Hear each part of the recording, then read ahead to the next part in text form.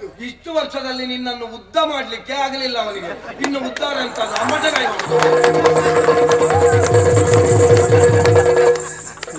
ಒಂದು ದಿವಸ ಹೊಡೀತದೆ ನೋಡು, ಮೊಸಳೆಗಾದ ಆಗುತ್ತದೆ ಒಂದು ದಿವಸ. ಯಾರು ಹತ್ತಿರ ಬರುವುದಿಲ್ಲ ಪಾಪಿ. ಇದು ಶುದ್ಧೋದಕ. ನೀನೇ ಗೊತ್ತಾಗುತ್ತದೆ. ಎಲ್ಲೇ ಪಾಂಡು ಮಾದಪ್ಪ ನಿನ್ನಪ್ಪ ಮಹೋದಯ ಅಂತ ಹೇಳಲಿಕ್ಕೆ ನಾಲಿಗೆ ಬರುವುದಿಲ್ವಾ ನಿನ್ಗೆ? ಹಾಗಾದ್ರೆ ಶಾಪಘಟ್ಟವರ ಬ್ರಾಹ್ಮಣ ನೀನು ಅದಕ್ಕಿಂತ ದೊಡ್ಡ ಚೊರೆ ಅಂತೆ. ದೊರೆ ಸ್ವರ್ಗಕ್ಕೇರಲು ಸಾಧ್ಯವಿಲ್ಲ.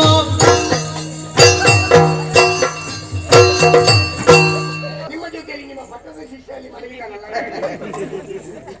ಅವನಿಗೆ ಮಲಗುವ ಯೋಗ, ನಮಗೆ ಅವ ಮಲಗಿದನ್ನು ನೋಡುವ ಯೋಗ ಇರ್ಲಿ. ಬಾಲ, ಆ ಮಾಂಸಖಂಡದ ಬಗ್ಗೆ ಅತೀವವಾದ ಆಸಕ್ತಿಯನ್ನು ತೋರಬೇಡ. ಯಾಕೆ? ಅದು ಬೀಳುವುದಿದ್ರೆ ಈಗಲ್ಲ, 10 ವರ್ಷಕ್ಕಿಂತ ಹಿಂದೆಯೇ ಬೀಳ್ಬೇಕಿತ್ತು. ಅಷ್ಟು ಗಂಭೀರ ಪರಿಸ್ಥಿತಿ ಇತ್ತ. ಹೌದೌದೌದು. ವೈಶಾಖ ಮಾಸದಲ್ಲಿ ನೀರು ಹಾಕದೆ ಒಣಗಿ ಹೋಗಿರೋ ಸಪೂರ ಬಸಳೆ ದಂಟಿನಂತಿರುವ ನಿಮ್ಮ ಕಾಲುಗಳಲ್ಲಿ ಪುಟ್ಟ ಪುಟ್ಟ ಹೆಜ್ಜೆಯನ್ನು ಹಾಕ್ತಾ ಹೋಗುವಾಗ ಎಲ್ಲಿ ನಿಮ್ಮ ಮಾಂಸಖಂಡಗಳು ಉದುರಿ ಬೀಳುತ್ತವೆ ಅನ್ನೋ ಕಾರಣಕ್ಕಾಗಿ ಹಿಡಿಯಲು ನಾನು ಕಾತರಿಸ್ತಿದ್ದೆ. ದಯವಿಟ್ಟು ಕ್ಷಮಿಸಿ.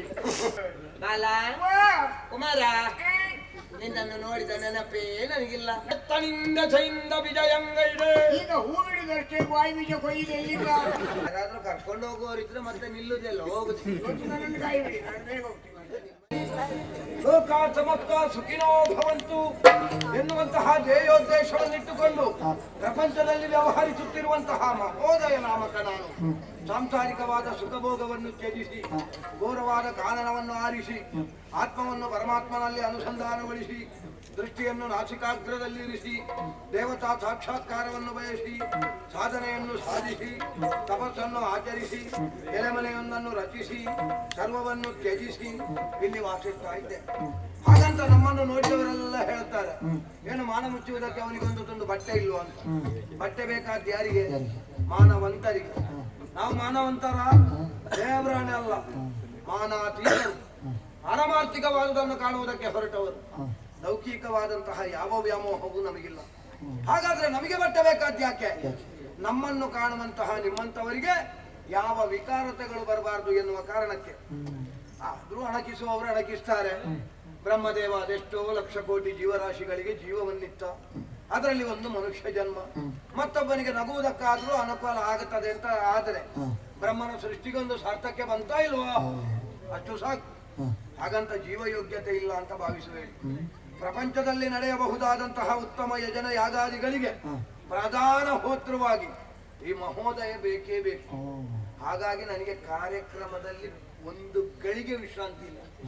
ನಿನ್ನೆಲ್ಲ ಮೊನ್ನೆ ಒಂದು ಯಾಗ ಇತ್ತು ವರುಣ ಲೋಕದಲ್ಲಿ, ಬರುವಾಗ ತಡ ಆಗಿದೆ. ಆಯ್ತಾ? ಆಹ್ಲಿಕವನ್ನೆಲ್ಲ ಪೂರೈಸಿ ಎಲೆಮನೆಯ ಹೊರಗಡೆ ಕೂತಿದ್ದೇನೆ. ಯಾರದು?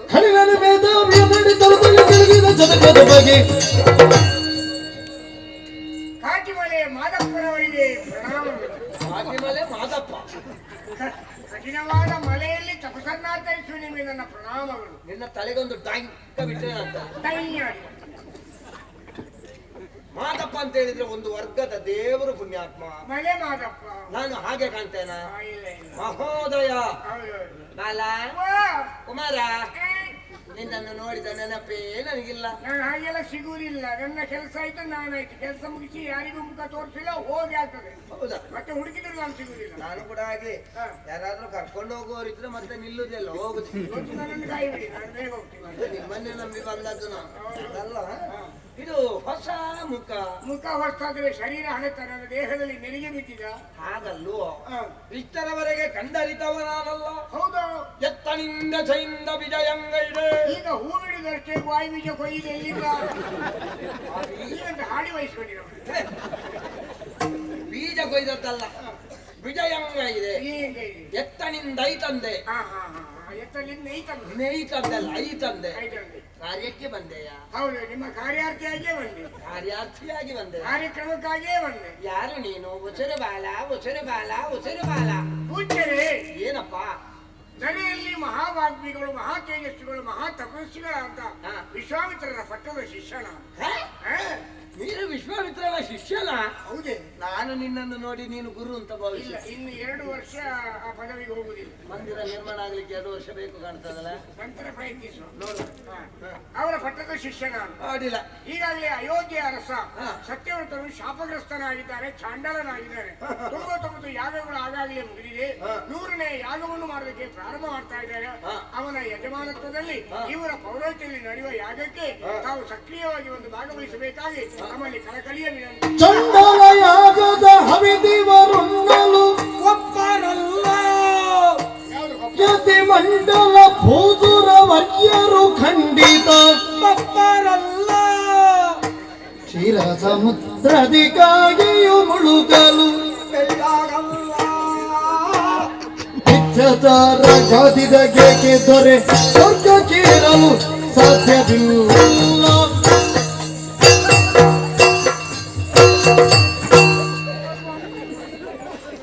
ತಪ್ಪು ತಿಳಿಬೇಡಿ ಪೂಜ್ಯರೇ. ವೈಶಾಖ ಮಾಸದಲ್ಲಿ ನೀರು ಹಾಕದೆ ಒಣಗಿ ಹೋಗಿರೋ ಸಪೂರ ಬಸಳೆದಂಟಿನಂತಿರುವ ನಿಮ್ಮ ಕಾಲುಗಳಲ್ಲಿ ಪುಟ್ಟ ಪುಟ್ಟ ಹೆಜ್ಜೆಯನ್ನು ಹಾಕ್ತಾ ಹೋಗುವಾಗ ಎಲ್ಲಿ ನಿಮ್ಮ ಮಾಂಸ ಕಂಡಗಳು ಉದುರಿ ಬೀಳ್ತವೆ ಅನ್ನೋ ಕಾರಣಕ್ಕಾಗಿ ಹಿಡಿಯಲು ನಾನು ಕಾತರಿಸ್ತಿದ್ದೆ. ದಯವಿಟ್ಟು ಕ್ಷಮಿಸಿ.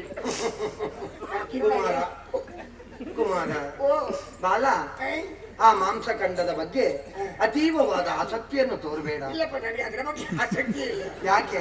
ಅದು ಬೀಳುವುದಿದ್ರೆ ಈಗಲ್ಲ, 10 ವರ್ಷಕ್ಕಿಂತ ಹಿಂದೆಯೇ ಬೀಳ್ಬೇಕಿತ್ತು. ಅಂದ್ರೆ ಅಷ್ಟು ಗಂಭೀರ ಪರಿಸ್ಥಿತಿ ಇತ್ತ. ಹೌದೌದೌದು. ಆಗ್ಲೇ ಬೀಳ್ಲಿಲ್ಲ, ಈಗ ಬೀಳ್ಲಿಕ್ಕುಂಟೆ. ಆ ಸ್ಥಿತಿಯಲ್ಲೂ ಬೀಳದೆ ಇಷ್ಟು ಉಳಿದಿದೆ ಅಂತ ಹೇಳಿದ್ರೆ ಮುಂದಿನ ವರ್ಷ ನಿಮಗೆ ಮೃತ್ಯುಂಜಯ ಪ್ರಶಸ್ತಿಯನ್ನು ಘೋಷಿಸಲಾಗಿದೆ. ನೋಡುವ, ಮೃತ್ಯುವನ್ನು ಗೆದ್ದವರು ಎಂಬ ಅರ್ಥ ಅಲ್ವೇ? ಯಾವುದಾದ್ರೂ ಒಂದು ಸಿಕ್ಕೀತು, ಆದ್ರೆ ಅದು ಯಾಕೆ ಹೇಗೆ? ತನ್ನ ಅಸ್ತಿತ್ವವನ್ನು ಸಾಬೀತುಪಡಿಸ್ತಾ ಇದ್ದಾವೆ. ಓಹೋ. ನಿಮ್ಮ ಜೊತೆಯಲ್ಲಿ ನಾವು ಇದ್ದೇವೆ ಎನ್ನುವುದ ಪೂರಕವಾಗಿ ವ್ಯವಹರಿಸ್ತಾ ಇದ್ದಾವೆ. ಅದರಲ್ಲಿ ಈಗಲೂ ಇದ್ದೇವೆ ಅಂತ. ಹೌದು, ಹೌದು. ನಿಮ್ಮ ಜೊತೆಯಲ್ಲಿ ನಿಮ್ಮ ಪಟ್ಟದ ಶಿಷ್ಯ ಅಲ್ಲಿ ಮಲಗಿದಾನಲ್ಲ. ಅವನಿಗೆ ಮಲಗುವ ಯೋಗ, ನಮಗೆ ಅವ ಮಲಗಿದನ್ನು ನೋಡುವ ಯೋಗ ಇರ್ಲಿ. ಅವನು ಒಂಥರ ಎಣ್ಣೆ ಪಾಂಡು ಅಂತ. ಇರ್ಲಿ, ಆಯ್ಲಿ ಆಯ್ಲಿ ಆಯ್ಲಿ ಅದಲ್ಲ. ಅಡ್ಡಿಲ್ಲ ಆಯ್ಲಿ. ಯಾವನೇ ಒಬ್ಬ ವ್ಯಕ್ತಿಯಾದರೂ ಕೂಡ ಉನ್ನತವಾದಂತಹ ಪಥವನ್ನು ಸೇರಬೇಕು ಅಂತ ಆದ್ರೆ ಹಿಂದೆ ಒಬ್ಬ ಗುರು ಬೇಕು, ಮುಂದೆ ಒಂದು ಗುರಿ ಬೇಕು. ಗುರಿ ಗುರಿ ಅರ್ಥಾತ್ ಹೊಂಡ ಬೇಕೇ ಬೇಕು. ಹೌದು, ನಿನಗೆ ತುಂಬ ದೊಡ್ಡದು ಬೇಕು ಅಂತ ಇಲ್ಲ. ಅವರಿಗೆ 5 ಕಾಲು, ಕೆಲವರಿಗೆ 5 ಮುಖ. ಅಣ್ಣ ವಿಷಯ ಮಾತಾಡಿದ್ರೆ ಜಾಗ್ರತೆ ಹಾ, ಬಿಡು. ಹಾ. ನೀನು ವಿಶ್ವಾಮಿತ್ರನೇ ಶಿಷ್ಯ. ಹೌದು ನಿನ್ನ ಗುರು ವಿಶ್ವಾಮಿತ್ರ. ಹೌದು. ವಿಶ್ವಾಮಿತ್ರನ ಗುರು ಯಾರು? ನಂಗೆ ಗೊತ್ತಿಲ್ಲ, ಕೇಳಲಿಲ್ಲ ನಾನು. ನನಗೆ ಗೊತ್ತಿಲ್ಲ ಎನ್ನುವುದು ನನ್ನ ಪ್ರಶ್ನೆಗೆ ಉತ್ತರವ? ಅಲ್ಲ, ನಾನು ಕೇಳಲೇ ಇಲ್ಲ. ನಾನು ಕೇಳಲಿಲ್ಲ ಎನ್ನುವುದು ನನ್ನ ಪ್ರಶ್ನೆಗೆ ಉತ್ತರವ? ನಮಗೆ ಯಾಕೆ ಅಧಿಕ ಪ್ರಸಂಗ ಸ್ವಾಮಿ, ನಮ್ಗೆ ಉಳ್ಕೊಳ್ಳಿಕ್ಕೆ ಮಠದ ವ್ಯವಸ್ಥೆ ಉಂಟು. ಹೊತ್ತಿಗೆ ಸರಿಯಾಗಿ ಊಟ ಬರ್ತದೆ, ಹಾಕ್ಲಿಕ್ಕೆ ಮಾನ ಮುಚ್ಚಲಿಕ್ಕೆ ಬಟ್ಟೆ ಕೊಟ್ಟಿದ್ದಾರೆ, ಜ್ಞಾನಾರ್ಜನೆಗೆ ವಿದ್ಯೆ ಕೊಟ್ಟಿದ್ದಾರೆ, ಒಡನಾಡಿಗಳು ತುಂಬಾ ಮಂದಿ ಇದ್ದಾರೆ. ನಮ್ಗೆ ಯಾಕೆ ಅದಕ್ಕಿಂತ ಆಚೆ ಹೋಗುದು? ನಮ್ಮ ಸನಾತನ ಪ್ರಪಂಚದಲ್ಲಿ ನಡೆಯುತ್ತಾ ಇರುವಂತಹ ಪ್ರಮುಖ ಅಪರಾಧ ಯಾವುದು ಕೇಳಿದ್ರೆ ಇದೆ. ಹೌದಾ? ನಾನು, ನನ್ನ ಮನೆ, ನನ್ನ ಹೆಂಡತಿ, ನನ್ನ ಮಕ್ಕಳು, ಉಳಿದವರು ಏನು ಬೇಕಾದ್ರೂ ಸಾಯಿಲಿ, ಯಾರು ಎಲ್ಲಿ ಯಾವುದನ್ನು ಬೇಕಾದ್ರೂ ಸ್ಫೋಟಿಸಲಿ, ಅವರು ಸತ್ತು ಹಾಳಾಗಿ ಮಣ್ಣು ತಿಂದು ಹೋಗಲಿ. ವಾಯಿಲೆತ್ತೆಗೆ ನಮಗೆ ದೊಡ್ಡವರ ನೈತಿಕತೆಯನ್ನು ಪ್ರಶ್ನಿಸದೆ ಉಳಿಯುವುದೇ ನಾವು ಮಾಡುವಂತಹ ಅಕ್ಷಮ್ಯ ಅಪರಾಧ. ದೊಡ್ಡವರ ನೈತಿಕತೆಯನ್ನು ಪ್ರಶ್ನೆ ಮಾಡ್ಲಿಕ್ಕೆ ಹೋದ್ರೆ ಮತ್ತೆ ನೀವು ಹೇಳಿದ್ರೆ ಸ್ಫೋಟ ಆದ್ರೆ ನಾವೇ ನೋಡಿ ಸಾಯಿದು. ದೊಡ್ಡವರ ನೈತಿಕತೆಯನ್ನು ಪ್ರಶ್ನಿಸಬೇಕು ಅಂತಾದ್ರೆ ಮೊದಲು ನಮ್ಮ ನೈತಿಕತೆ ತರಿಬೇಕು. ನಮ್ಮ ನೈತಿಕತೆ ಸರಿ ಇಲ್ಲದ ಮೇಲೆ ಇನ್ನೊಬ್ಬರ ನೈತಿಕತೆಗೆ ಕೈ ಹಾಕಿ ಪ್ರಯೋಜನವಾದ್ರೂ ಏನು ಸ್ವಾಮಿ? ನಮ್ಮ ನೈತಿಕತೆ ಅಂತ ನನ್ನದು ಸೇರಿಸಬೇಡ. ನನ್ನದು ಸರಿ ಉಂಟು, ನಿನ್ನದು ಮಾತ್ರ ಸರಿ ಇಲ್ಲದು. ಅಡ್ಡಿಲ್ಲ, ನಂದೆ. ಗುರುಪೀಠದಲ್ಲಿರುವವನಾದರೂ ಕೂಡ ಮಾಡಿದ್ದು ತಪ್ಪು ಅಂತಾದ್ರೆ ಯಾರಾದ್ರೂ ಪ್ರಶ್ನಿಸಲೇಬಹುದು. ಹೌದಾ? ಯಾಕೆ ಪ್ರಶ್ನಿಸಬಾರ್ದು? ಬಿಡು, ಹಾ. ಅವನ ಗುರುವಿನ ವಿಚಾರವನ್ನು ಬಿಡೋಣ. ಬೇಡ. ಅವ ಜಾತಿ ಯಾವುದು? ಜಾತಿಯ ಬ್ರಾಹ್ಮಣರೇ. ಯಾರು ಹೇಳಿದ್ದು? ಮತ್ತೆ ಹ? ಜಪ ತಪಾದಿಗಳು ಉಂಟು ಸ್ವಾಮಿ. ಜಪ ತಪಾದಿಗಳು ಮಾಡಿದವರೆಲ್ಲ ಬ್ರಾಹ್ಮಣರಾಗುವುದಾದ್ರೆ ಯಜ್ಞಾದಿಗಳು ನಡೀತದೆ. ಸಾವಿರಾರು ಋಷಿಮುನಿಗಳವರು ಬ್ರಾಹ್ಮಣ ಅಂತ ಒಪ್ಪಿದ್ದಾರೆ ಸ್ವಾಮಿ. ಯಾಗ ಯಜನಾದಿಗಳನ್ನು ಬೇರೆ ಜಾತಿಯವರು ಮಾಡ್ತಾರೆ, ಹಾಗಂತ ಅವರೆಲ್ಲ ಬ್ರಾಹ್ಮಣರ? ನೀವೆಲ್ಲಿ ಚೊರಿ ಅಂಡೆ ಮಾಡಿ ನೀನು ನನಗಿಂತ ದೊಡ್ಡ ಛರ್ಯಾಂಡಿ. ಅವ್ರದ್ದು ಕೇಳಬೇಕಿದ್ರೆ ಏನು ಬ್ರಾಹ್ಮಣ್ಯ ಅಂತ ಹೇಳಿದ್ರೆ? ಬ್ರಾಹ್ಮಣರೇ. ಬ್ರಹ್ಮನ ಮುಖದಿಂದ ಆವಿರ್ಭಾವಗೊಂಡದ್ದು ಬ್ರಾಹ್ಮಣ್ಯ. ಬ್ರಾಹ್ಮಣ್ಯವನ್ನು ಪಡಿಬೇಕು ಅಂತಾದ್ರೂ ಒಂದು ಯೋಗ್ಯತೆ ಬೇಕು. ಬ್ರಾಹ್ಮಣ್ಯ ಮತ್ತೊಬ್ಬನಿಗೆ ಸಿದ್ಧಿಸಬೇಕು ಅಂತಾದ್ರೂ ಕೂಡ ಅದಕ್ಕೊಂದು ಯೋಗ್ಯತೆ ಬೇಕು. ಬ್ರಹ್ಮಜ್ಞಾನೇನ ಇತಿ ಬ್ರಾಹ್ಮಣ ಜನ್ಮನೇ ಜಾಯತೆ ಜಂತು ಕರ್ಮಣೇ ಜಾಯತೆ ದ್ವಿಜಃ. ಆಚರಿಸುವಂತಹ ಕರ್ಮದಿಂದ, ಬದುಕುವಂತಹ ರೀತಿಯಿಂದ, ತನ್ನದಾದಂತಹ ನಡತೆಯಿಂದ ಬ್ರಾಹ್ಮಣ ಅನಿಸಲ್ಪಡುವುದು. ಆಯ್ತು. ಇವ ಯಾರು? ಇವ ಕ್ಷಾತ್ರಿಯ ಅಲ್ವ? ಹೌದಪ್ಪ. ಇವ ಯಾರ ಮಗ ಗೊತ್ತಾ? ಗಾದಿಯ ಮಗ. ಗಾಂಧಿಯ ಮಗನ ಗಾಂಧಿಯ ಮಗ ಅಲ್ಲ, ಗಾದಿಯ ಮಗ. ವಿಶ್ವರಥ ನಾಮಕನಾದಂತಹ ಕುಶಿಕ ವಸಿಷ್ಠರ ಜೊತೆಯಲ್ಲಿ ವಾಗ್ವಾದವನ್ನು ಮಾಡಿ ದಿಗ್ಬಲಂ ಕ್ಷಾತ್ರಾಯ ಬಲಂ ಬ್ರಹ್ಮತೇಜೋ ಬಲಂ ಬಲಂ ಬಲಂ ಬಲಂ ಸುಣ್ಣಂ ಬಲಂ ಎನ್ನುವ ಹಾಗೆ ಬಗೆದು ಕ್ಷಾತ್ರವನ್ನು ಬಿಟ್ಟಂತಹ ಇವನಿಗೆ ಬ್ರಾಹ್ಮಣ್ಯ ದಕ್ಕಿದ? ಇಲ್ವಾ? ದಕ್ಕುವಂತದ್ದ ಬ್ರಾಹ್ಮಣ್ಯ. ಹೌದಾ? ಹಾಗಲ್ಲುಂಟಾ? ಒಂದು ಕ್ಷೀರ ಸಮುದ್ರದಲ್ಲಿ ಕರ್ರಗಿರುವ ಕಾಗೆ ಹೋಗಿ ಸ್ನಾನ ಮಾಡಿದ್ರೆ ಕಾಗೆ ಬೆಳ್ಳಗಾಗ್ತದ? ಅದು ಗಾದೆಯ ಮಾತುಂಟಲ್ವೇ, ಕಂಡುಗದ ಹಾಲಲ್ಲಿ ಇದ್ದೊಡೆ ಅದು ಬಿಳುಪಾಗ ಬಲ್ಲುದೆ. ಬೇಡ, ಬೆಕ್ಕಿನ ಮರಿಯನ್ನು ಕೊಂಡು ಹೋಗಿ ಹುಲಿಯ ಬೋನಿನಲ್ಲಿಟ್ಟು ಹುಲಿಯ ಒಡನಾಟದಲ್ಲಿ ಅದನ್ನು ಬದುಕಿಸಿದ್ರೆ 15 ದಿವಸ ಕಾಲದಲ್ಲಿ ಅದರ ಸ್ವಭಾವ ಹುಲಿಯದಾಗ್ಲಿಕ್ಕುಂಟ? ಮಾರ್ಜಾಲ ಎಂದು ಹುಲಿ ಅಪ್ಪುದೆ. ಹಾಗಾದ್ರೆ ಯುವ ಬ್ರಾಹ್ಮಣನಾಗುವುದಕ್ಕೆ ಉಂಟಾ? ಕ್ಷಾತ್ರಯನಾಗಿ ಹುಟ್ಟಿದಂತಹ ಯುವ ಬ್ರಾಹ್ಮಣನಾಗುವುದಕ್ಕೆ ಯಾವ ಕಾಲಕ್ಕೂ ಸಾಧ್ಯ ಇಲ್ಲ. ಇದು ಹೇಗಾಯ್ತು ಗೊತ್ತಾ? ಕ್ಷಾತ್ರೇಯೋ ಯಾಜಕೋ ಯಸ್ಯ ಚಂಡಾಲಸ್ಯ ವಿಶೇಷ. ಕ್ಷಾತ್ರೇಯನಾದವನು ಯಾಜಕನಾಗಿರುವಂತಹ ಯಜ್ಞಕ್ಕೆ ಚಂಡಾಲನಾದವ ಯಜಮಾನನಾಗಿರುವುದೇ ವಿಶೇಷ. ಷಟ್ಕರ್ಮಗಳನ್ನು ಆಚರಿಸುವಂತಹ ಯೋಗ್ಯತೆ ಬ್ರಾಹ್ಮಣನಾದವನಿಗೆ ಲಭಿಸ್ತದೆ. ಯಾವುದೆಲ್ಲ ಷಟ್ಕರ್ಮ? ಅದು ಅಗತ್ಯ ಉಂಟಾ? ಯಾವುದು ಅಂತ ಬೇಕಾದ್ದು ಒಂದು ತಲೆಗೆ ಹೋಗುದಿಲ್ಲ ಪಾಪಿ. ಬೇಡದ್ದು ಎಷ್ಟು ಕೇಳ್ತೀನಿ ನೀನು? ಮಾತಾಡುವ ವೇಗದಲ್ಲಿ ಕೆಲವು ವಿಷಯಗಳು ಒಮ್ಮೆ ಮರೆತು ಹೋಗ್ತದೆ, ಮರೆಯಾಗಿ ಹೋಗ್ತದೆ. ನನಗೆ ಮರ್ತೋಗಿದೆ ಅಂತ ಯಾರು ಹೇಳಿದ್ದು ನಿಮಗೆ? ಲೋಕದ ರೂಢಿಯವಾಗಿಲ್ವೇ? ಯಾವುದು? ಕೆಲವರಿಗೆ ಗೊತ್ತುಂಟು ಅನ್ನೋದು ಗೊತ್ತಿಲ್ಲ, ಕೆಲವರಿಗೆ ಗೊತ್ತಿಲ್ಲ ಅನ್ನೋದು ಗೊತ್ತುಂಟು. ಈ ಗೊತ್ತಿದ್ದನ್ನು ಗೊತ್ತಿಲ್ಲ ಅಂತ ಹೇಳಿದ್ರೆ, ಗೊತ್ತಿಲ್ಲದನ್ನು ಗೊತ್ತುಂಟು ಅಂತ ಹೇಳಿದ್ರೆ, ಗೊತ್ತಿದ್ದು ಗೊತ್ತಾಗುದಿಲ್ಲ, ಗೊತ್ತಾಯ್ತಾ ಅಂತ ಹೇಳುವವರು ಕುಮ ಬಂದಿಲ್ವಾ? ಹೇಳುವುದಕ್ಕೆ ತೊಂದರೆ ಇರುವ ತೊಂದರೆ ಆದರೆ ಹೇಳುವುದಕ್ಕೆ ತೊಂದರೆ, ಹೇಳುವುದಕ್ಕೆ ತೊಂದರೆ ಇರದ ತೊಂದರೆ ಆದರೆ ಹೇಳುವುದಕ್ಕೇನು ತೊಂದರೆ? ತೊಂದರೆನೇ ಕೌಚ ಹಾಕುತ್ತೇನೆ. ಅದು ನಿನ್ನ ತಲೆಗೆ. ಯಜನ ಯಾಜನ ಅಧ್ಯಯನ ಅಧ್ಯಾಪನ ತಾನ ಪರಿಗ್ರಹಣ ಈ ಯೋಗ್ಯತೆ ಒಬ್ಬ ಬ್ರಾಹ್ಮಣನಾದವನಿಗೆ ಬರ್ತದೆ. ಇದರಲ್ಲಿ ಬ್ರಾಹ್ಮಣ ಯಾರು? ಅವರೇ ವಿಶ್ವಾಮಿತ್ರ. ಹೇಗೆ ಬ್ರಾಹ್ಮಣ?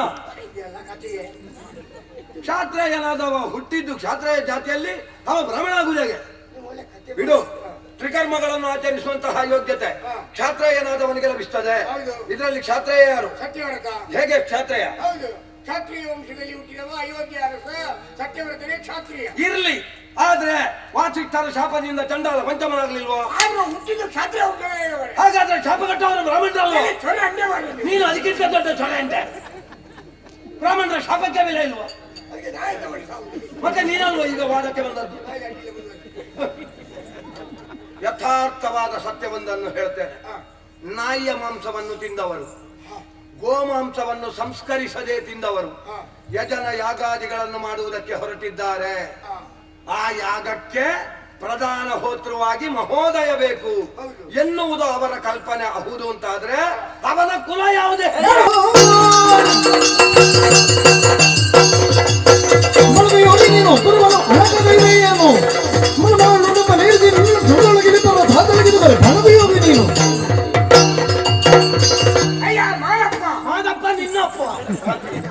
ಮಹೋದಯ ಅಂತ ಹೇಳಲಿಕ್ಕೆ ನಾಲಿಗೆ ಬರುವುದಿಲ್ವಾ ನಿನ್ಗೆ? ನಮ್ಮ ಗುರುಗಳ ಬಗ್ಗೆ ಏನಾದ್ರೂ ನಿನ್ನ ಗುರು ಗುರುಗಳ ಕುಲದ ಬಗ್ಗೆ ಪ್ರಶ್ನೆ ಮಾಡ್ತಾ ಇದ್ದೀರಲ್ಲ. ಕುಲವೆಂದು ಹೊಡೆದಾಡದಿರಿ. ಕುಲ ಯಾವುದೋ ಸತ್ಯ ಸುಖವುಳ್ಳ ಜನರಿಗೆ ಕೆಸರಲು ಪುಟ್ಟಲು ಅದ ತಂದು ಲಾಭನಿಗೆ ಅರ್ಪಿಸಲಿಲ್ಲವೇ? ನಿಮ್ಮ ಕುಲದ ನೆಲೆ ಏನಾದ್ರೂ ಬಲ್ಲೆನಾ? ನನ್ನ ಕುಲ ಎನ್ನುವುದು ಪ್ರಪಂಚದಲ್ಲಿ ಪ್ರಶ್ನಾತೀತ. ಈಗ ಪ್ರಶ್ನೆಯಾಗಿರುವುದು ನಿನ್ನ ಗುರು ವಿಶ್ವಾಮಿತ್ರನ ಕುಲ. ನಮ್ಮ ಗುರುಗಳನ್ನು ತಾತ್ಸಾರ ಭಾವನೆಯಿಂದ ಕಾಣಬೇಡಿ. ಎಂತದಾವ ದೊಡ್ಡದು? ನಮ್ಮ ಗುರುಗಳು ಮನಸ್ಸು ಮಾಡಿದ್ರೆ ಒಬ್ಬ ವ್ಯಕ್ತಿಯನ್ನು ಎಷ್ಟು ಎತ್ತರಕ್ಕೇರಿಸಬಲ್ಲರು. ಅದೇ ಗುರುಗಳ ಮನಸ್ಸಿಗೆ ನೋವಾದ್ರೆ ಎತ್ತರಕ್ಕೇರಿದ ವ್ಯಕ್ತಿಯನ್ನು ಕ್ಷಣ ಮಾತ್ರದಲ್ಲಿ ಪ್ರಪಾತಕ್ಕೆ ತಳ್ಳಬಲ್ಲಂತ ಸಾಮರ್ಥ್ಯ ನಮ್ಮ ಗುರುಗಳಿಗೆ. ನನಗೆ ಗೊತ್ತುಂಟ, ನೀನು ಹೇಳಿದ್ದು ನನಗೆ ಅರ್ಥ ಆಗುತ್ತದೆ. ಪ್ರಪಂಚದಲ್ಲಿರುವ ಎಲ್ಲರನ್ನು ಉದ್ಧರಿಸುವ ಸಾಮರ್ಥ್ಯ ಉಂಟು ಅಂತ ಹೇಳುದಲ್ವಾ? ಇಷ್ಟು ವರ್ಷದಲ್ಲಿ ನಿನ್ನನ್ನು ಉದ್ದ ಮಾಡ್ಲಿಕ್ಕೆ ಆಗಲಿಲ್ಲ ಅವನಿಗೆ, ಇನ್ನು ಉದ್ಧಾರ ಅಂತ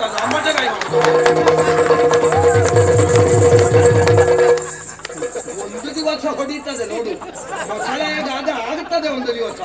ಯಾರು ಹತ್ತಿರ ಬರುವುದಿಲ್ಲ ಪಾಪಿ.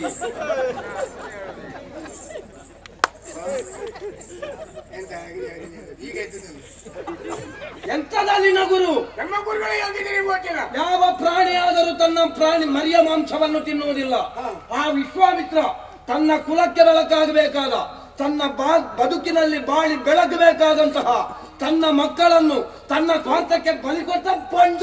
ಅವರ ವಿಷಯದ ಬಗ್ಗೆ ನನ್ನ ಮೇಲೆ ಹಲ್ಲೆ ಮಾಡ್ತಾ ಇದ್ದೀರಿ ನೀವು. ಒಬ್ಬ ಗಂಡನಾಗಿ ಹೆಂಡತಿಗೆ ಸರಿಯಾದ ನ್ಯಾಯವನ್ನು ಒದಗಿಸುವುದಕ್ಕೆ ಆಗದೆ ಆ ಸಂಸಾರ ಎನ್ನುವಂತಹ ವ್ಯಾಮೋಹವನ್ನು ಬಿಟ್ಟ ಅವನೊಬ್ಬ ಪಂಚ.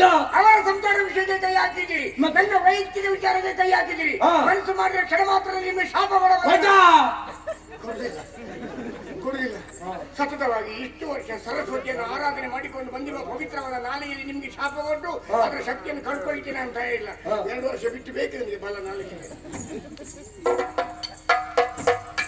ಇದೆಂತದ್ದು ಬಿಸಿ ನೀರ? ನೀವು ಗರಿಕೆ ಮಾಡಿ ಇಟ್ಕೊಂಡೇ ಗಡಿಗೆ ಮಾಡಿ ಇಟ್ಕೊಂಡು ಬಂದದ್ದು ನಿನ್ನ ಕೈ ಚೀಲದಲ್ಲಿರುವುದು ಪಾರ್ಟಿ. ಇದು ಶುದ್ಧೋರಕ. ನೀನೇ ಗೊತ್ತಾಗುತ್ತದೆ. ಎಲ್ಲೇ ಪಾಂಡು ಶಾಪವನ್ನು ಕೊಡ್ತಿದ್ದೆ, ಆದ್ರೆ ನನ್ನ ಶಾಪವನ್ನು ಪಡೆಯುವ ಅರ್ಹತೆಯು ನಿನಗಿಲ್ಲ. ನಾನು ಗಿಡ್ಡ ಇದ್ದೇನೆ ಅಂತೇಳಿ ತಾತ್ಸಾರ ಭಾವನೆಯಿಂದ ಕಂಡಿದ್ದೀರಿ.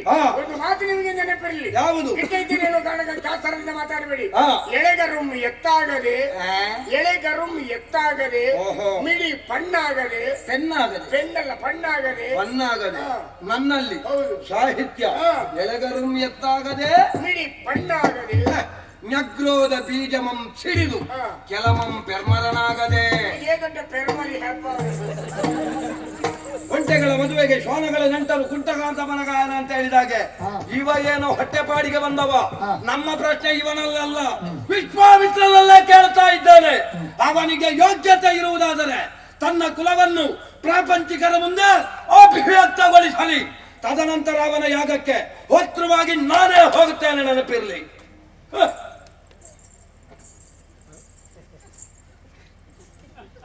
ನೀವು ಗಡಿಬಿಡಿ ಮಾಡ್ಬೇಕು.